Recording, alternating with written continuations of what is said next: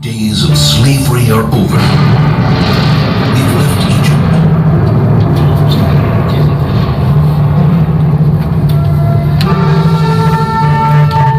Back at the foot of Mount Sinai, we were commanded for the first time to build a tabernacle. And in fact, after the giving of the Torah at Mount Sinai, the tabernacle was built.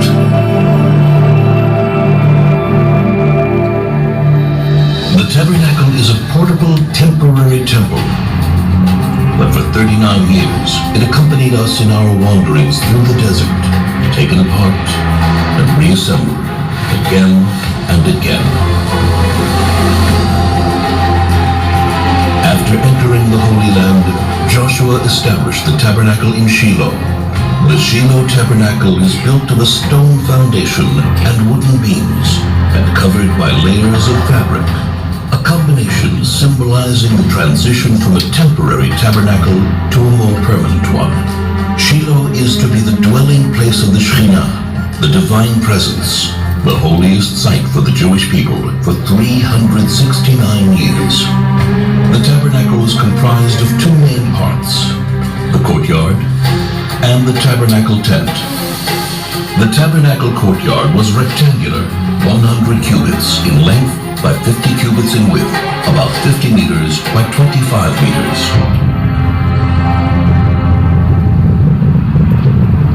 In the heart of the courtyard stood the altar, made of wood overlaid with copper. On it burned the eternal fire, on which sacrifices, meal offerings, and wine offerings were made every single day.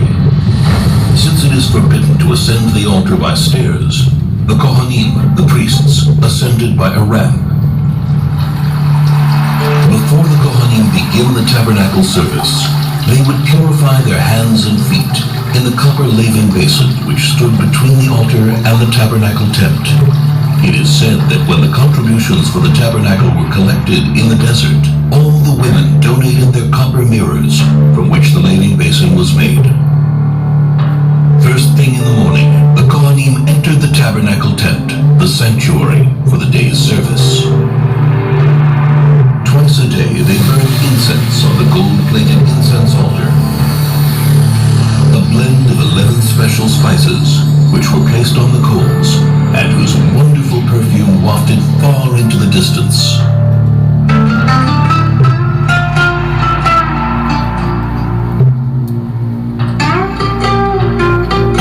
Once a week, 12 special loaves of bread were placed on the golden table, which stood at the north end of the sanctuary.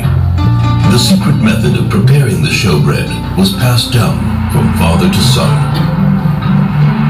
Every evening, the candles of the seven-branched menorah, which stood in the sun across from the table, were kindled. The menorah was made of a single piece of solid gold and ornamented with flower-like cups, buds, and blossoms. At the tip of every branch was a receptacle into which pure olive oil was poured. Ever since, the menorah has been one of the symbols of the Jewish nation.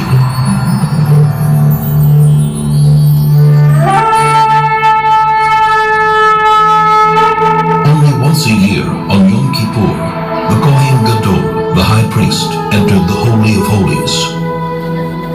In the Holy of Holies stood the Ark of the Covenant, on top of which were the curtain and the two cherubs. The cherubs were in the form of two angels facing each other, with wings outstretched over the ark. Inside the ark were the tablets of the covenant, the first tablets which were broken by Moses, and the second, unbroken tablets. The tablets and the broken tablets lie inside the ark. This is the place from which God's voice is heard. And I will speak to you from above the ark cover, between the two cherubs, which are above the Ark of the Covenant. The tabernacle is a place of meeting, where man meets himself, where man meets his brothers and his people, where man meets his Creator. There is much more to it than meets the eye. The clues and secrets hidden in every part of the tabernacle and its vessels are many and lofty. For 369 years, the tabernacle dwelt in Shiloh until the city was destroyed by the Philistines. It then wandered until Solomon built the temple in Jerusalem.